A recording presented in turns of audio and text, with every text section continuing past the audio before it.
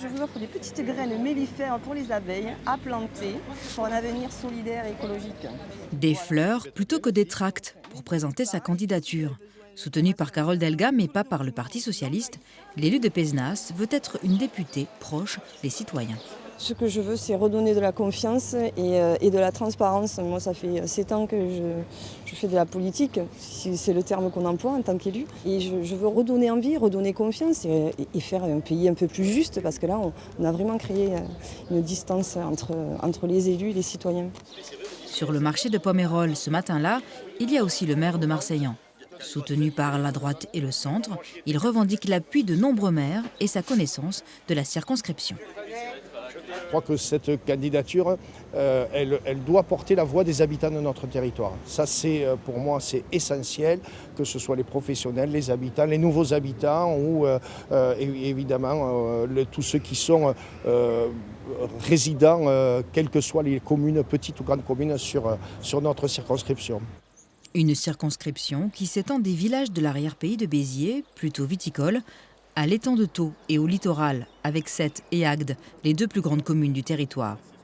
Sur les quais du Cap d'Agde, le binôme du Rassemblement national avance en terrain conquis. Bonjour. Le candidat RN espère reproduire le score réalisé ici par son parti à la présidentielle. Si il y a plus de la moitié, donc 56% des électeurs qui ont voté Marine Le Pen, c'est qu'ils ont un besoin, une envie d'avoir un député qui les représente, qui soit du Rassemblement national. Et donc tout l'enjeu, c'est d'aller, voilà, comme aujourd'hui, taper à la porte des commerçants, voir les professionnels, aller sur les marchés pour mobiliser et bien expliquer que cette élection est primordiale et que leur voix va compter.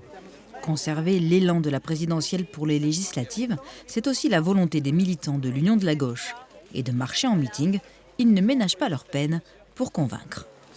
Il s'est battu justement toute cette campagne pour faire la proximité avec les gens, avec cette union, pour rendre cette campagne lisible et pour aller convaincre les gens que l'alternative à Emmanuel Macron, c'était notre proposition, notre union et notre programme. Je pense que l'union a créé une dynamique et ça a permis de rassembler les militants et on a vraiment un bon écho au niveau du territoire, des gens qu'on rencontre dans les marchés, dans les réunions publiques.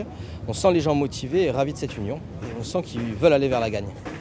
Pour gagner, le député sortant compte lui sur son expérience. Face à des adversaires très critiques sur son bilan et celui du gouvernement, il explique son travail, notamment dans de courtes vidéos sur les réseaux sociaux. Donc le député, il va à l'Assemblée nationale, il travaille dans des commissions, il essaie de modifier les textes en fonction de sa sensibilité. Le député est un facilitateur, c'est lui qui fait remonter les préoccupations locales, mais c'est lui qui est aussi amené à les porter auprès des ministères. Il va sans dire que les députés d'opposition ou les députés qui ne sont inscrits nulle part ont beaucoup de difficultés à porter les dossiers au cœur des ministères devant lesquels ils trouvent souvent porte fermée. Dans la 7e circonscription de l'Hérault, 6 autres candidats sont en lice. Entre continuité et rupture, c'est comme toujours l'abstention qui servira d'arbitre.